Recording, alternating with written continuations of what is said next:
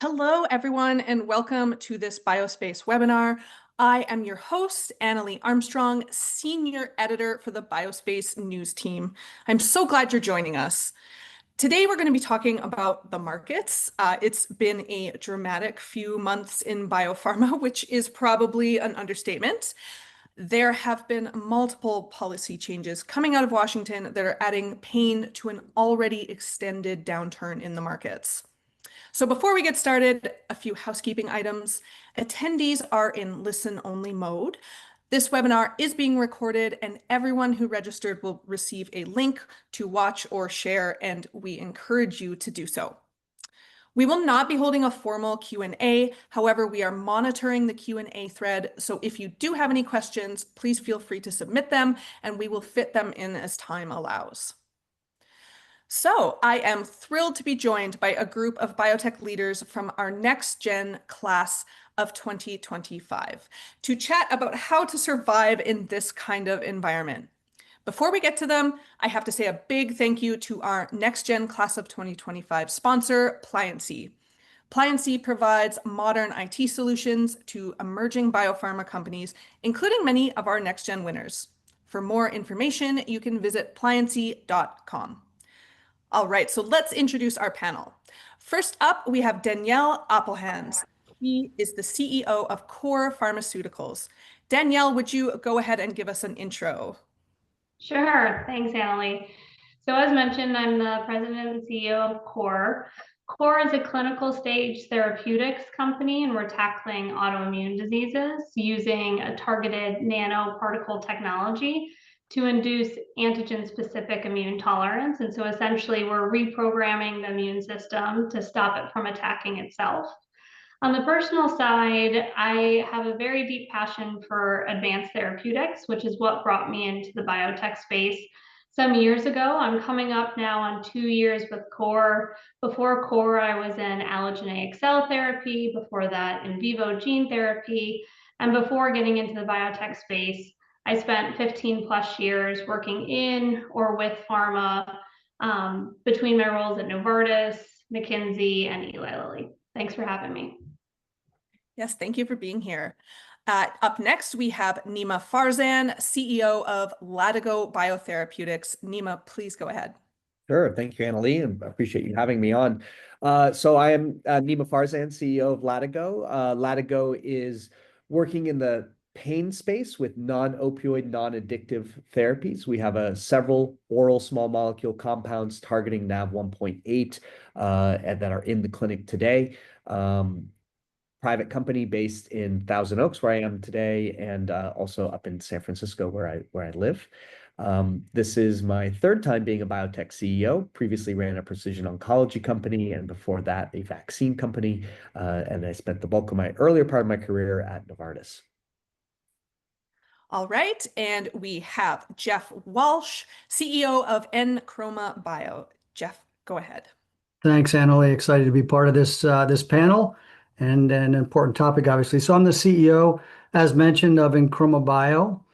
We have a little bit of a unique history, at least in the last 6 months, in that we were a company formed in December, product of a merger between two companies in the genetic medicine space. And we really brought together two novel technologies, the capital from both companies, the investor base from both companies, and the board of both companies, as well as the leadership teams. And we simultaneously closed the $75 million round, again, back in December, bringing together a couple of really, I think, novel sets of technologies. On one side, it was NextGen epigenetic silencing technology, which we believe to be best-in-class technology, and hope to prove that through the lead program I'll talk about in a second. And then also multiple different novel non-viral delivery technologies. So bringing basically a cargo company together with a delivery company and trying to take advantage of both technologies in combination. Chroma1001, which is the lead asset, targets hepatitis B virus. CTA filing expected at the end of this year, and has a best-in-class potential, as I mentioned, to bring potentially functional cures to this population that really hasn't seen enough. investment in functional cure technologies. We're fortunate to have a couple plus years of capital by virtue of this, the merger, and an emerging pipeline behind that, taking advantage of both the epigenetic editing platform as well as the delivery technologies I referenced. My background, 35 years in the industry, was CEO of one of the former companies I just referenced. And I was counting this as my 9th early stage startup company, predominantly in the finance, BD, and strategy roles historically. So excited to be a part of this. All right, thank you, Jeff. And finally, we have Noah Tagliaferri, who is VP of Growth at Pliancy. Please give us an introduction, Noah. Awesome. Thank you so much, Annalie. And, Annalie has already given a little bit of background on Pliancy, but we are an IT service provider focusing on life science as well as the people who finance them. So we work with, around 100 venture capital firms as well. On the personal side, I got my start actually doing technology work with the military for a number of years before jumping over into the private sector. Started working with some of the life science startups in the area and coming over to Pliancy and working with a bunch of them, helping advise them from, literal day of inception. They might not even have a company name yet. They just have some data that's sitting in some lab in academia, and then walking through with them from an IT perspective all the way through IPO or acquisition, whatever the end may be in that regard. But super excited to be here, and thanks to BioSpace for putting this on. Really, really looking forward to hearing everything. All right, great. So let me just stop sharing here and we will be able to jump right into our questions. So one of the things that I like to do whenever I talk to people about the markets in my interviews is to ask, just to start off, what are kind of maybe 2 or 3 words that you can give me that describe the state of the markets right now? I've heard some really fun things with this question. So Nima, do you want to go first? Sure. I think the word that I would use is moribund. It's a difficult time. There is, long-term, a lot of optimism in our industry, but today we are facing a series of factors that are causing a lot of pain for biotechs, for our investors, the LPs in those investors, and it does feel a little bit of a perfect storm, and hopefully that means it's the bottom of the cycle, but that is where we are, I think. I hear a lot that we're at the bottom, and then yet it keeps going. So, I'm optimistic with you. I hope so too. All right, Jeff, what are your couple of words to sum up where we are? Yeah, I wish we didn't say that last year that we were at the bottom too, but maybe this is the real bottom. Let's all hope. That's for sure. I was having this conversation with someone a couple of weeks ago, and we were actually having this very debate of what's the right characterization of where we are as a field. And the word kept coming up is stuck. We're stuck because everybody's hesitant. There's so much of the data that we'll certainly go through in terms of the market's down, the issuance is down, IPO market closed, changes obviously at the federal level that is creating just a dynamic that causes people to be hesitant and stuck in their current position without a willingness to move. And I think we'll get unstuck. It's just a matter of time and some level of certainty, and taking some of the uncertainty out of the equation, which again, I think that's a time-based thing. And maybe some clinical data, maybe an acquisition or two would help too. But I think we're stuck. Yeah. All right, Dannielle, what is your brief summary? Yeah, I share the same sentiment. I think risk off is the best way to describe the market where we're sitting today. I do think for all the same reasons that were just mentioned, it's a challenging market, no doubt. But it's good to keep some perspective. I mean, the XBI is still sitting higher than it was 3 years ago from today. And so it feels tough, but the market's going to change. It's a question of when, but we do know that it will. So a little bit of patience will help us here. Yeah.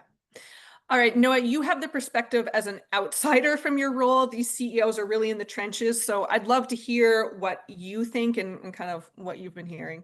Yeah, I mean, the 2 words that come to mind, I guess it's more of a phrase, is steadfastly volatile. I think the only thing that is certain right now is there's a lot of volatility. I think I got to, steal a little something from Jeff over there as far as hesitant is also a great word. I think that's probably what I'm seeing when I'm speaking to founders and CEOs and boards more and more these days. Because of that uncertainty, because of that volatility, I think there's an unwillingness sometimes to jump at decisions. And so we're seeing a lot of people just be really hesitant, whether it's with hiring or, going after another fundraise for any reason. And so, I mean, that's certainly what we're seeing. I think we all feel it. And I, do kind of laugh at how many times I feel like there's been another article written of how we're actually at the bottom. And we probably get one of those every 3 months ever since the end of 22. And, again, here's to hoping that one of those is actually true one of these days. Yeah, I know. I mean, I'm one of the ones who keeps writing those stories. So I'm forever hopeful. So, as Jeff kind of alluded to, there had been a lot of talk of a recovery heading into this year, but it obviously didn't happen. I think one of the interesting things is that biotech has really plummeted along with the larger markets. There's a lot of tumult everywhere. But let's kind of try to drill down into some of the themes that are really challenging biotech right now. Dannielle, do you want to kind of take a stab at that one first? Just with the general environment and what's kind of challenging for us. Well, I think we have kind of the macro level economics that make for an interesting backdrop. We have the uncertainty, and obviously that's a constant news flow. And well said by Noah that, the only constant at this point is that it's going to continue to be a bit volatile. But we haven't seen the IPO markets be particularly open, and we haven't seen the M&A activity that we really hope for. And so essentially all that capital is sitting in companies, and investors are looking for exits. And so without strong off ramps in the IPO market or in the M&A market, that's a challenging spot to be, because they need to double down and continue to help those companies that they're already invested in, which then means for other great science that needs to get funded, it's more challenging. And so, yes, there's quite a bit of headwinds in the space. That said, I think there's also a lot of ingredients for why things should start to pick up. On the M&A side, there's depressed values, which should be encouraging. Pharma certainly has capital. They're signaling that they're ready for activity. I think part of the challenge is really that there's a lot of companies to review. So when I talk to my friends in big pharma who are doing some of those evaluations, it's more that there's just a massive bolus of great companies to review and get into. And it takes time. Even after you reach a general agreement, whether it's a partnership or M&A, it takes time to iron out those details. And so obviously announcements are going to be a bit later on from this period. So I'm hoping the ingredients are going to start to mix up to be something that will fuel the industry, because I think once we get some momentum, then it's a positive reinforcing loop. But we need to get a few sparks flying first. Yeah. And Nima, what do you think? Yeah, I mean, I agree with what Dannielle said. I would dig down on one aspect of macro in particular, and I would also highlight an issue internal to our industry that I think we're still working through. So the one issue of macro, I mean, you've got interest rates, you've got tariffs, you've got drug pricing. The thing that I keep hearing from the big generalists that we really need to get back into our space for it to have a robust, healthy capital environment is actually more of the regulatory concerns. It really does seem to be the risk around FDA, and no one knows. I mean, there's been a lot of discussion about whether the impacts of the cuts and the changes are going to be positive or negative. And while there's that uncertainty, there's just kind of a hesitancy to commit a lot of generalist capital to that space. So I think there's a lot of macro issues, and I think in particular that one, which is kind of interesting, they all play in, but I think the regulatory risk is one where, we will have more visibility on over the coming months, but it is one that needs to kind of be a clearing event. And then within the industry, I think one of the challenges that we are grappling with is, a little bit of a loss of capital efficiency. I think for those of us who've been in this business long enough, we recall times where capital was not easy to get, and we were able to frankly, run more streamlined businesses and generate value inflection points with lower costs. Now, a couple things have changed. We all know that costs for clinical trials and went up 50% plus after COVID, and that drove up our cost base, and also capital became basically free, and I think that cost discipline went away a little bit, and we're coming back to it, which is something that needs to happen. Yeah. And Jeff, you mentioned that we need some data. It honestly felt to me at the end of last year and maybe into this year that even positive data was not really being rewarded at the markets. What's your sense of that? Do you kind of agree with that sentiment? Has that improved at all? Yeah, I think there's a lot of great points made by both of the other comments. One of the interesting things, if you actually take a step back, and this was a chart I was trying to find it as they were talking about the recent disruptions in markets and how this is compared. And actually, it's not as bad as it feels right now relative to other markets we've been in. And Nima, your comment about people have been through this before and had to buckle down and ultimately be really capital efficient and thoughtful about where to spend and when. That discipline is a good discipline to have in this industry because capital was so free flowing for so long. We lost that discipline, I think, and we're paying a little bit of the price of that. And that's not discipline only of the companies, it's also of the investors. And you understand why, because when you're making money on investments and taking them public and making more money, well, of course, you're going to keep plowing money in. But that doesn't last forever. And I think we're catching the tail end of that for sure. But I think what we're seeing in the markets, yes, data isn't as strongly rewarded for sure, and I think that's a product of some of this. But there's plenty of capital out there. That's the interesting thing, and I think what we have to expect is to have a little bit more prolonged runway and be thoughtful about how we're allocating capital for an extended runway. Right now, things could change for sure, and be rewarded for really meaningful clinical data, differentiated clinical data, best-in-class, first-in-class type data. That will still get rewarded both in the public and private markets, but also we have to be very conscious of the commercial potential there too, and the regulatory approval process and timing, but ultimately the commercial potential of these products, because that's getting scrutinized even more now too. It's just the markets have an opportunity to really, really focus on those specific investments they want to make, and those that rise above are the ones that are going to get ultimately rewarded. And I think some of those themes we're certainly see play out even in the M&A market right now. Mm-hmm.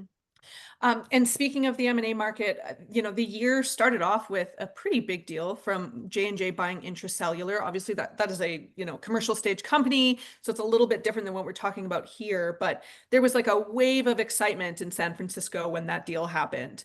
But then that was kind of it. There have been a few here and there, but they've all been pretty small. So how is the M&A market evolving right now? I think it was Dannielle who mentioned that valuations are starting to come down, and yet we're still not seeing it. We're seeing a lot more pharmas stick to licensing deals and other things, and they're just saying that they're busy right now. So how can we kind of bring M&A back into focus? Jeff, do you want to take that one as well? Yeah, sure. I can make some first comments. I'm sure everybody has a view on this one, that's for sure. But you see the top executives of the buyer market, the buyers, still leaning into M&A as a priority. That's for sure. You hear it from the senior executives of large pharma, and you hear it also from just the activity that's going on. But somebody characterized it in a recent article. I thought, well, the buyer pool is uncharacteristically indecisive. There's a ton of activity for sure and a lot of interest. It's just that there's not that competitive tension that used to exist of the threat of an IPO and we can go in a different route.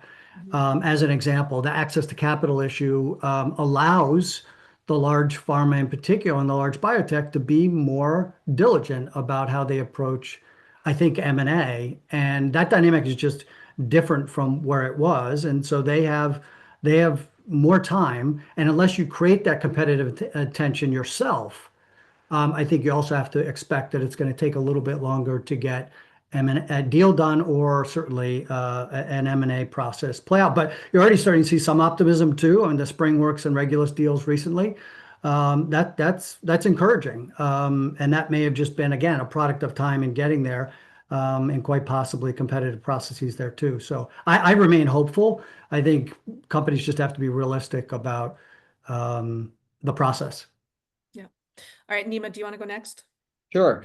Yeah, I mean, I think Jeff makes a great point about the competitive tension with the alternatives that, you know, we typically have used to catalyze M&A. I think one of the challenges right now, frankly, is a level of distraction with everything that's going on. I mean, just today, you know, clarification on the MFN pricing, is a lot of ambiguity, a lot of vagueness, and a lot of potential damage to the business, and a lot of, well, this is probably just a negotiating stack tactic, and these guys, but that means they have to engage and negotiate. And I think that takes up a lot of senior leaders' time thinking through, you know, drug pricing, thinking through tariffs and investments in, you know, domestic manufacturing. You know, these sort of factors do, I think, impact a little bit of risk tolerance, a little bit of willingness to transact. They all know that they need to transact. They have teams lower on down in the business development organization that, of course, are not worried about MFN pricing. Their job is to go out and you know, talk to biotechs and look for opportunities. But my guess is that some of those are getting slowed down and stuck at the sort of executive committee, senior leadership level, because there are other priorities that they're worried about right now. And again, hopefully we'll work through that pretty quickly. But Noah, do you want to add anything to that, just from your perspective? No, I mean, I think we're seeing it across all the different companies we work with, right? I mean, I think, you know, as we were talking about earlier from the volatility perspective, it's hard to make deals confidently when there is so much uncertainty, right? I mean, when you're dealing with so many other things, as Nima was mentioning, it's hard to feel like you're going to either commit capital as a buyer or, you know, as a seller, you don't even really know what's going on as far as, you know, what you're doing. And I think especially, you know, on the IPO side, it's even worse for that, right? I mean, it takes so much time and energy and resources to go and try to go the IPO route. And then just knowing the news is changing every single day as you're trying to market a public offering, you know, it's just not a terribly enticing thing to do. And I think as Jeff and Nima were mentioning specifically, we're seeing more and more companies that we're working with, certainly trying to focus on their efficiencies, extend that runway, and kind of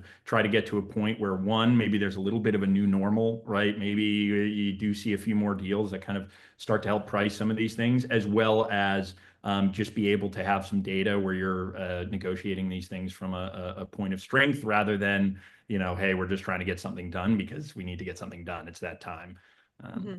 Yeah.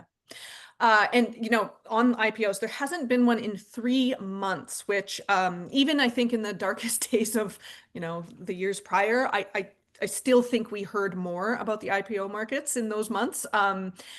You know, we had a few companies get out in the very brief window that opened earlier this year, but it seems to be completely snapped shut. So Dannielle, I wanted to ask, I mean, how are you feeling about, you know, going public? How do you kind of view the experiences of the companies that have made the leap over the past year or so? Yeah, I think you already kind of shared very clearly that it's a difficult market and one you have to think really hard about. I mean, I often talk with bankers in this space, and they're to the point where they're advising us, if you don't need to be public, don't go public. This isn't the moment. Very consistently, if you want to go for an IPO, what we're hearing is you really need to have clear data catalysts within 6 months. And so that's, you know, various points in time, that would have been 18, that would have been 12. And the window keeps shrinking as to how close you need to be to really meaningful readouts. And so I think given that hurdle, people are being quite mindful. And even if you look at the IPOs from 24, many haven't had bad data, but at the same time, they're well underwater because of the overall macro environment. And so it is a challenging time where, as already mentioned, it doesn't always feel like good data is getting rewarded right now. And so yeah, I think it's a time where private companies probably don't mind being private. If you can manage, obviously the access to capital is different, your opportunity to return to your shareholders is different. So there's many reasons that we all want the IPO market to reopen. But it doesn't feel like, this is an ideal time for most of us. Mhm. Nima, you and Latigo are maybe furthest along in your company journey. So what are your thoughts on the IPO markets right now? Yeah, I mean, I agree with everything Dannielle said. And I'm taking a very different tack than my last company. I took the company public. We were, I don't know, under 24 employees. We were preclinical still, and we grew up as a public company, and that was a very painful experience. It was a very painful experience because you don't know exactly about your data inflection points and the timing and where to guide it, and those things are changing. And so I think the approach at Latigo is, to mature more privately, like we have been. We just raised $150 million, allow us to, generate real meaningful data while private, to have a better vision as to what those catalysts would be and what we should be using as our guidance for what the success would be for those next set of data before you go public. So it's a little more cautious approach, that says, like, let's have a little more visibility and confidence in our trajectory before we think about being public. Mhm. Jeff, I want to ask you also about your IPO prospects. I think I'm like contractually obligated to ask that question of every biotech, but I also want to kind of highlight what you talked about earlier about this combination that you did with Chroma Medicine and envelop Therapeutics to become what you are now. So maybe it's kind of a good idea for you at this point to maybe walk through the decision-making process into that, and kind of how much the market dynamics played into that deal, and kind of what you're thinking about your future in terms of what you do next. Do you raise? Do you look for an IPO? Yeah, I think the only comment with regard to being a public company is NFW right now, especially a company of our stage. You guys are a little bit more advanced than we are, and so might be nearer term to really meaningful catalysts. And that meaningful catalysts, I feel like, has shifted as well. What used to mean meaningful catalysts is not the same as meaningful catalysts today. Totally agree with that. And being differentiated and later stage clinical data feels like it's important in these markets if you're going to contemplate going public.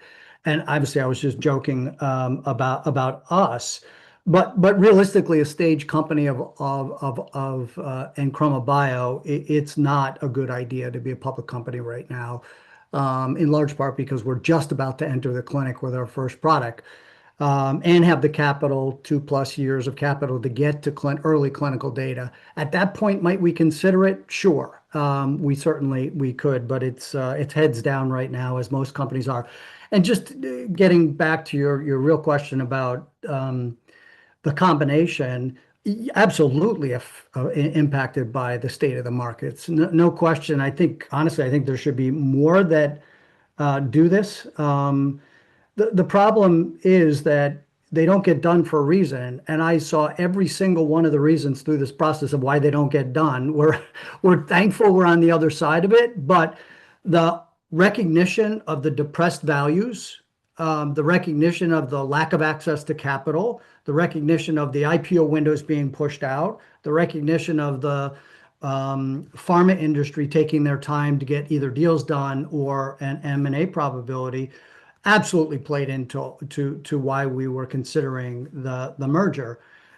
It was really, really hard. And I give a huge credit to Catherine Steeman-Breen, who ran the other company for a number of years, as well as other members of the original Chroma leadership team, and our investors and board members, of which there was overlap. So that absolutely helped facilitate a better conversation, but it also created an opportunity, a platform to talk about the two companies coming together, because you had a common view of genetic medicines from two different boards that were looking for the same thing. And we just happened to be looking for a proprietary cargo. They happened to be looking for a technology to get outside the liver.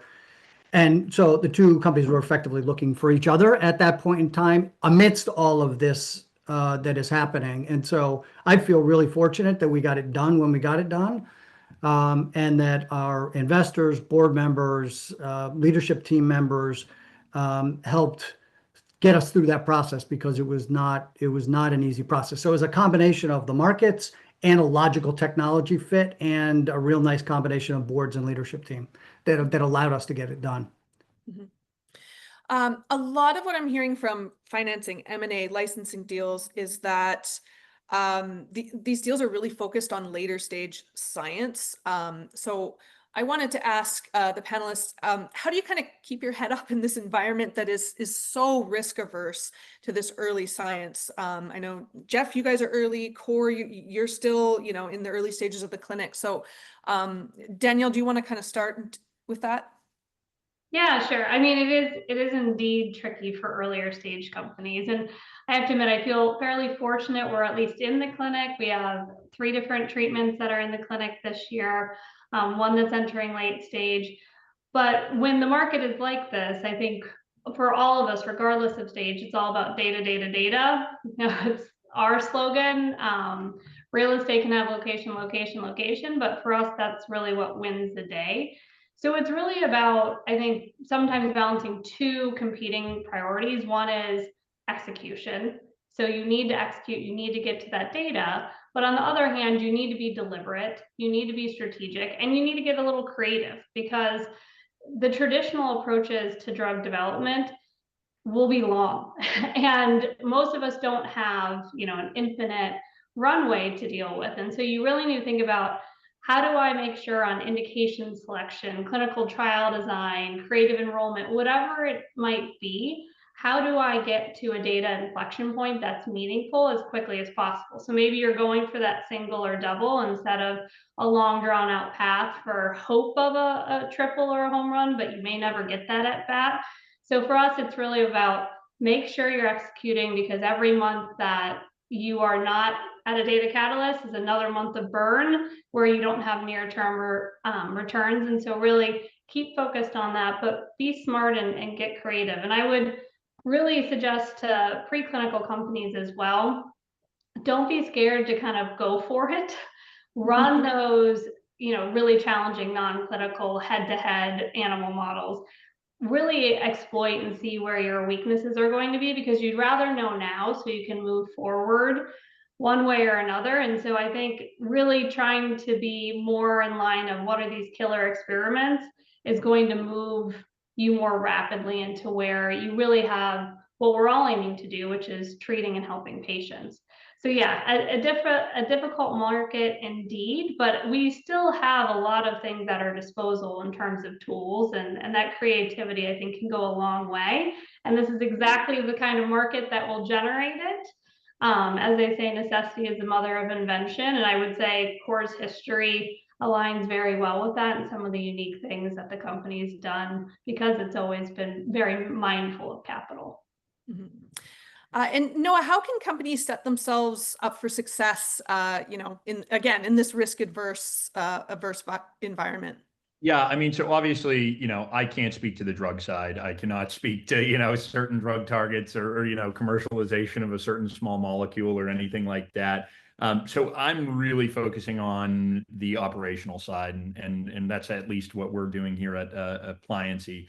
Where it starts for us and where I see it is literally from inception, right? So again, starting with a company that might not even have a name picked out, they might not even have an email, whatever it is, as early as possible, and kind of having some of those boring conversations right up front about, okay, what does your next 3 years realistically look like? What are you doing as far as your data management is concerned? How are you making sure that you're organizing that data? We recently did a blog post on data rooms for early stage founders, right? Like, how are you presenting this data even to your investors? I can't tell you how many times, I have worked with a company that has talked about going for a filing, and they have, somebody walked out with an old laptop because they were let go or something, and that laptop had experiments on it, right, that they needed for that.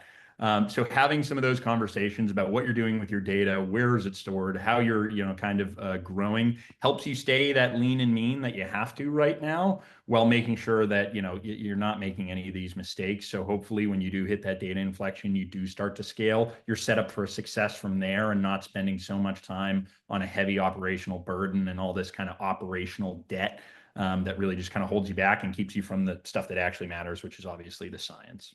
Yeah. I want to jump back to Dannielle's story, COUR's story, but I also just wanted to mention that I just took a peek at the Q&A. There are some great questions coming in. I'm going to work some of those in the best I can. I've got some questions coming up that are going to address a lot of what's in there. So Dannielle, I really love COUR's story. You are a company that's been around for a long time, but you actually only did your Series A last year in January.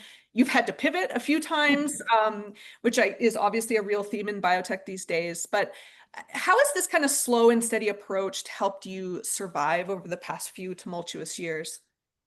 Yeah, thanks. I mean, indeed, it's a bit of a unique financing history for COUR to have been around for 10 years and only have just done our Series A in January. But the $105 million we raised for the Series A, I think, is really a testament to all the foundational work that had happened in the 10 years prior. And a little bit unique is the fact that our first treatment, which was for celiac disease, COUR, did the legwork to bring that into the clinic and had the first ever demonstration of antigen-specific immune tolerance in humans. And off the back of that, licensed it fully to Takeda. So that was a deal that was worth almost $500 million. And so a little different to actually license away your first asset. But what it enabled the company to do was then have meaningful non-dilutive capital to have the clinical validation and have, a strategic really buy into immune tolerance, which was quite novel at the time, and really invest all of that money back into the company. So from a thematic approach, I would say there's three things that are consistent for COUR. It's the capital efficiency, it's the investing in the science and platform, and then getting to the clinic quickly. And I mentioned earlier the need for some creativity in this space in these difficult times, and I think COUR did an excellent job of that. So coming off of the first program, they established a drug master file with the FDA, where for all of our subsequent programs, we've been able to skip program-specific toxicology, we've skipped healthy volunteers, and so we jump right into a phase 1B or 2A because we have a strong similarity across our platform of our different treatments. And a biotech, to be able to save those years and dollars is really meaningful. And again, I think one of the ways that you get creative when you need to get creative, and then in terms of then in turning around and investing that non-dilutive capital back into the pipeline, now we're sitting, in a point where we have 3 proprietary programs. We have a PBC program that'll enter pivotal trials later this year. We invested in drug substance in addition to our drug product manufacturing, which enabled us to open our type 1 diabetes trial that's enrolling right now, and then also get into MG where we're in dose escalation. So really keeping that focus of how do we get in the clinic, how do we get to data. These are first in human trials that really range from 40 to 70 people. And so again, how do you make sure you can really make those dollars turn into something that's a meaningful outcome has been one of the strengths of COUR and something I've really learned from and continue to drive the company to do. Mm-hmm. All right, so just kind of turning to venture capital, I recently did a story that said fundraisings have declined 20% in the first quarter of this year compared to the last year. Nima, I think of all of our companies here today, you have raised the most recently. You announced a $150 million Series B in March, which is very big in this economy. Can you tell us a little bit about that process? How did it compare to your previous fundraisings and what were some of the challenges? Sure. Yeah, I mean, the process, we were lucky to, obviously we were working in, first of all, a very, very large commercial indication. And I think Jeff made that point earlier on that, the commercial opportunity here is something that, maybe for a bit we gotten away from just how big they, we want to be focused on how big they can be. Pain is something that affects everyone, and the opportunity to develop non-addictive mechanisms, has a very important societal benefit as well. And we were following on the heels of successful data from Vertex in with their NaV1.8. So we were able to present an argument around a very large commercial opportunity, which has been fairly de-risked. At this point, Vertex is now approved for their drug. When we started, they were not yet. Or started the financing, they were not yet. And we had, arguments with clinical data around our differentiation, right? So beyond just preclinically, we actually had clinical differentiation we can point to. So I feel like that's as good a setup as you're going to find in biotech, like that to me is why we were able to be successful in raising capital. Was it harder than it should have been, or would it have been in 2020? Of course. It took many months. There was a lot of ups and downs in the middle of our financing. Vertex had some negative phase 3 data they announced on their compound. That kind of threw us for, added a couple extra months maybe into the process as some of the investors had to work through that. And so I think the difference from what I had expected in sort of my previous raising capital is, with this setup, what we had, I thought it would go quite quickly.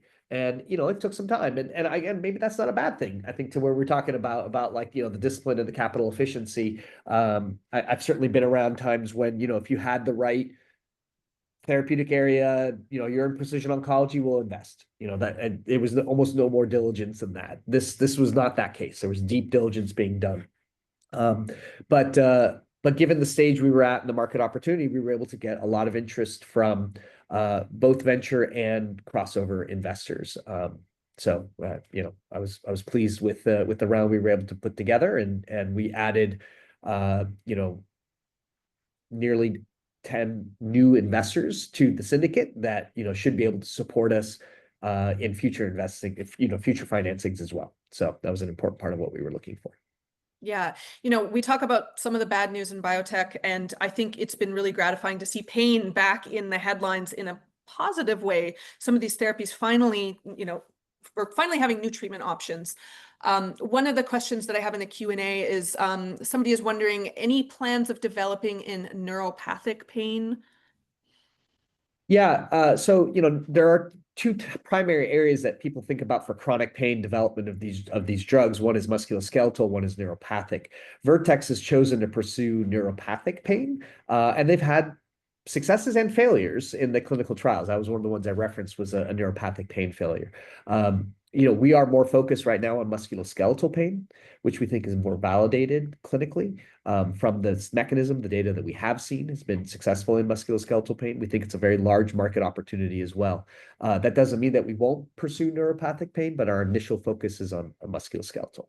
Mm-hmm. Annalee, you okay if I make a comment just following up on some of what Nima just said? Absolutely. First of all, sorry for jumping in. First of all, congratulations, Nima. It's exciting to see capital being deployed, especially in that amount.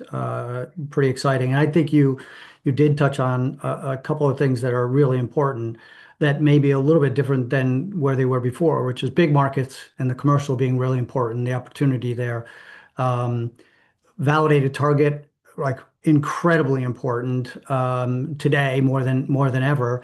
And then the differentiated approach, like those three things are a absolute catalyst for a financing, public or private, but certainly on the private side. And obviously, if you've got validating clinical data to support the validated target and the differentiated approach, I mean, you're really in a unique spot in this market. And I think it's part of the reason why we also were able to raise capital, because we satisfy all of those three criteria, yet to show clinical data, but exactly the same type of big market with hepatitis B, validated target for sure we know what we're going after, and a truly differentiated approach and a promise.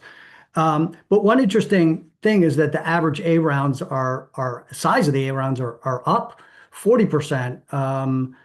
Over the last 3-4 years from 2022. So maybe you're right, the number of rounds are certainly down, but the size of these rounds are up. And granted, they may be tranched. They may have other aspects of it that make it less about immediate access to capital.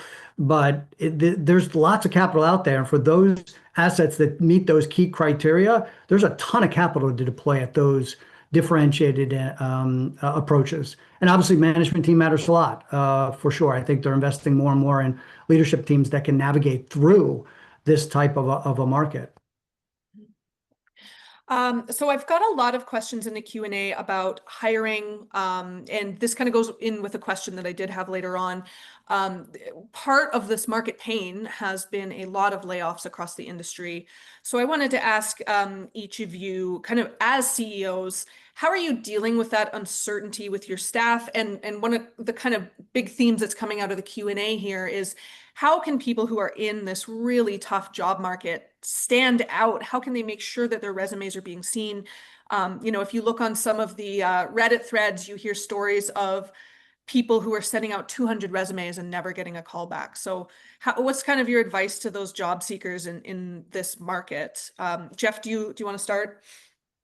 Yeah, I just as it relates to the market in general relative to employees, unfortunate through the process of our merger, we had to have a pretty significant downsizing because it couldn't be for capital efficiency reasons. Unfortunately, it couldn't be 1 + 1 in the employee side of combining the two entities. That just wasn't feasible. So it was painful to see a lot of people who had contributed so much to the company or companies over the years move on, and that was not fun at all.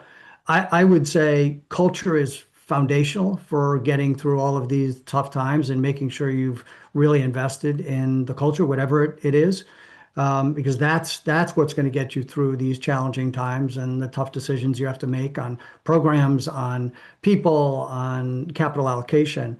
And I would say, just in terms of standing out, it's all about relationships and trying to forge those relationships that you can figure out a way to leverage. So don't be afraid if you're meeting with someone to say, is there somebody else that I can talk to next that you think would be helpful to me?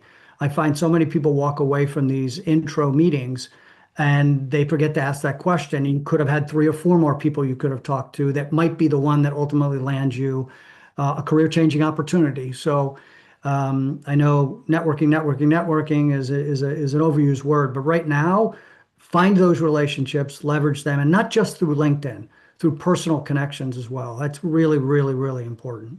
Mm-hmm. Nima, do you want to address that as well? Sure.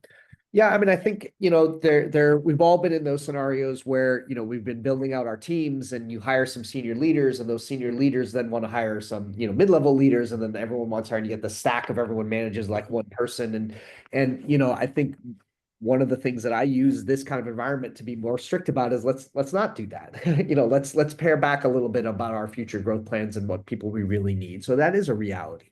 The advice I think I would give to people looking for those roles is, I mean, on top of course, I think the advice that Jeff gave, which is great, is, focus on your ability to be an individual contributor as well as a leader and a function head, right? And so I think, in small biotech, we need people who can be both strategic and lead their department, but also roll up their sleeves and get the job done themselves, right? We can't just be here to hire and build out teams. And I think that's just going to be a reality of being more capital efficient. So being able to emphasize that ability to do both, and that, that you can come in as even a senior leader and not have to immediately hire a whole team underneath you to get the job done, is what I would be emphasizing. Mm-hmm. Dannielle, any advice for the job seekers out there? Yeah, I think that was really well said by both. But the only thing I would add is just don't underestimate other avenues of how you can meet people and really convey all of the things that Nima just mentioned around being flexible, understanding the business, because we have a lot of really fantastic technical people in this area. But in this environment, particularly, it's important to understand how that connects. So how are we driving to the clinic? How is this relevant in terms of reaching more patients? Make sure that you've got more than just your functional expertise, but your ability to apply that to how it matters for the company and its long-term viability. And, I meet people through a lot of different means. We recently hired someone that I met on the playground years ago at, playing with kids. So be willing to talk to anyone and really put yourself out there and make those connections at events. I work with Women in Bio here in Chicago, and I take it very seriously when someone follows up with me after those events, for example. So really don't think you can just sit behind your computer screen and send out resumes, it is competitive. And so the more that you can get out and meet people in different ways is going to be beneficial to set you apart. And Noah, any thoughts on kind of the job environment right now? Yeah, we actually have a really funny kind of not outlook, but view here insofar as we work with so many different, biotechs and life science companies, right? We currently working with 100. We've worked with hundreds at this point. And it's easy for me to say, being someone who has made my career going from tech and now into sales, that networking is huge. Of course, it's easy for me to say. But I really can't emphasize what Dannielle was saying and what Jeff was saying enough. I mean, the amount of employees that we see at one company who is working somewhere, there was a downsizing, and they go work somewhere else because of a personal connection that they made, or they went to, in Massachusetts, a mass bio event, right? And met someone there and really followed up with those connections. Especially these days with the amount of resumes that people are getting, the fact that a lot of them just by necessity of the amounts have to be scanned with, the different tools and whatnot. Relying on those personal connections, making new personal connections is the way that I'm seeing all the big hiring going at a lot of our clients. And I think is really the only true way you can stand out in that regard. So I know they already mentioned it, would just double tap that. That's what we're certainly seeing across our clients and is definitely the most effective way. I also really like the why that Dannielle, you were just referencing, making sure that the why comes across very clearly. That can rise you above everybody else very quickly when you really connect with the opportunity and why you're passionate about it. Mm-hmm. So we have about 8 minutes left. I want to ask a little bit about some of the deals coming out of China for innovative medicines. We just had one this morning. Pfizer signed a deal that could be worth as much as $6 billion. The upfront payment on it was crazy. So I wanted to ask each of you, kind of as companies that are working in the US, how can you help bring the deal focus back home? How can we make sure that this innovation stays here? Dannielle, do you want to start? Sure. Yeah, I mean, I think, listen, the US is clearly a leader in this space, and so we need to capitalize on the momentum we already have. And I think where we're particularly differentiated is on the innovation side. We have fantastic universities. We have amazing technology that comes out of that. COUR wouldn't exist today if it wasn't for the scientists at Northwestern, for example. The other part is we have a fantastic ecosystem, and that goes from the talent pool, which is across all of the areas of the business, the investor base, and what they offer, and bringing new companies up and supporting them with capital throughout the life cycle. So we have a lot of strengths already today.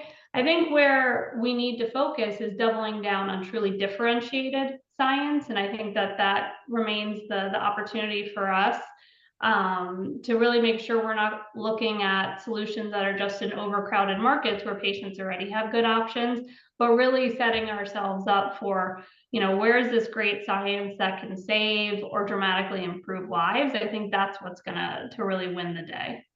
Mm-hmm. Nima, do you want to do that one as well? Yeah, I mean, I'm going to add to one point that Dannielle made about the talent pool. I think, obviously there's a lot of great science and innovation coming out of China and a lot of deals that are happening.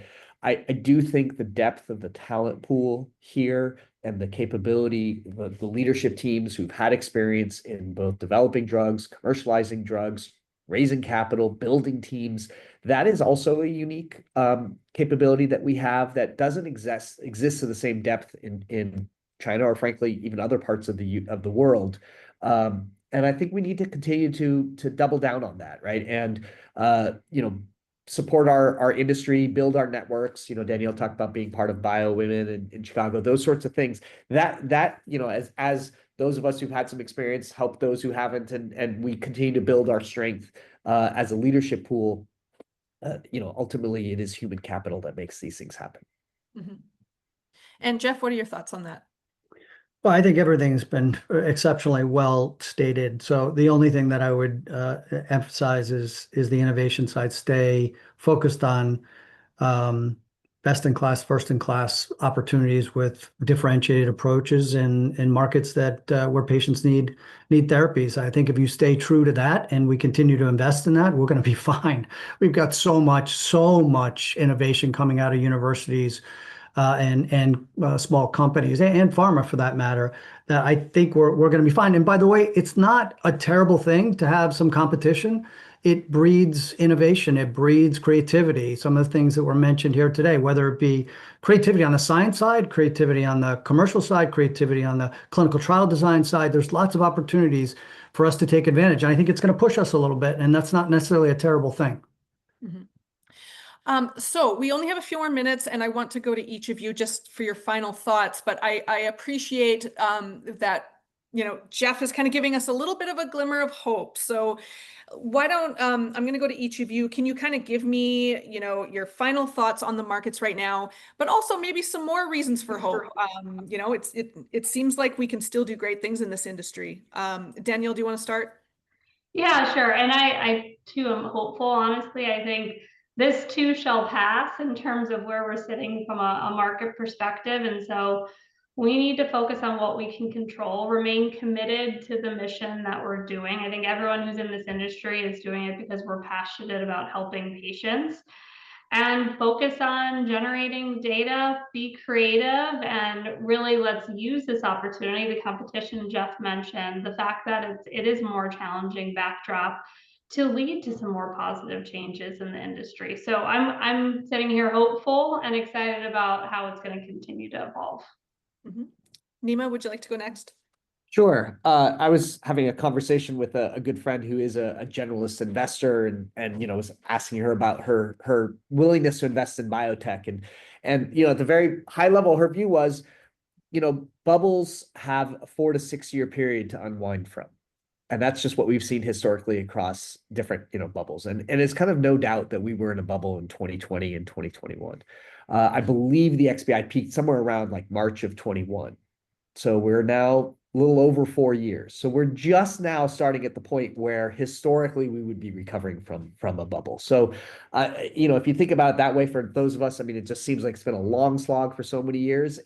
We're now just when you would expect for it to even have a chance to start to turn around. So I think that just from a big cyclical view, we're poised, whether it's this year or next year, it's not 5 more years for us to recover and come back.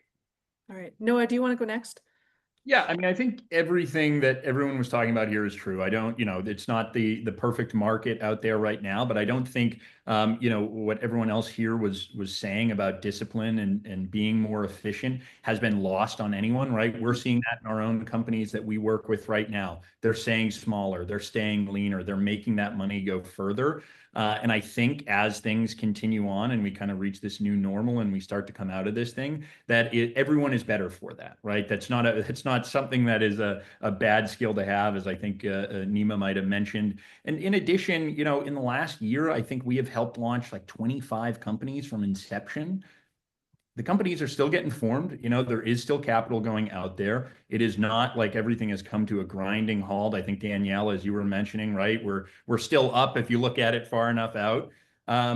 So I really think there is a lot of hope. U.S. innovation is not a birthright, right? This is it's something that we have to make sure that we are protecting in the talent pool and really encouraging people to go into biotech and continue to do these things. But as Jeff mentioned, competition is great. And all I would hope is that, as there's more competition in the world and as we kind of do this, we come out of it much better off with, better discipline, and these companies that we're, helping start out are able to grow and, become the next series of companies that end up IPOing or, get acquired and so on. So from there. I love that. U.S. innovation is not a birthright. That's a good one. All right, Jeff, do you want to finish things off? Sure. I would say I'm hopeful in large part because of the fact there's capital still there, the innovation is still there, the talent is still there. We haven't lost any of that, and that's what we leverage over time. And it's just getting through this uncertainty and this time, which I think, Nima, you put it in good perspective, which all of this will abate, and we'll come out the other side, frankly, stronger. And better equipped to deal with the bumps in front of us. And I got to tell you, just hearing this panel, I'm more hopeful. Coming off of this panel and hearing some of the perspectives of the panelists makes me feel really good that we're in good hands. All right. Well, I'd like to thank Nima, Dannielle, Jeff, and Noah for being here. Noah, do you have any final words on behalf of Pliancy before we log off here? No, I would just like to say real quickly, thanks to BioSpace, thanks to the other panelists who had much more insightful comments than my own. It's fantastic to hear everything that everyone was saying. And, I'd really just, my plug for Pliancy is if you are a founder or you are at Series A, Series B, you're going through any of these stages as a firm and you're looking at, how you are efficient operationally, if you're thinking about your data, if you're thinking about that data security, we would love to chat. Would be more than happy to be a sounding board as you go through any of these, even if Pliancy can't do anything for you right now. Our goal is really to support this community that we love. It's why we're here today. And it was a great panel, and thanks for letting me be a part of it. All right. Well, thank you to everybody who tuned in. I am Dannielle Armstrong. I hope you all have a great afternoon.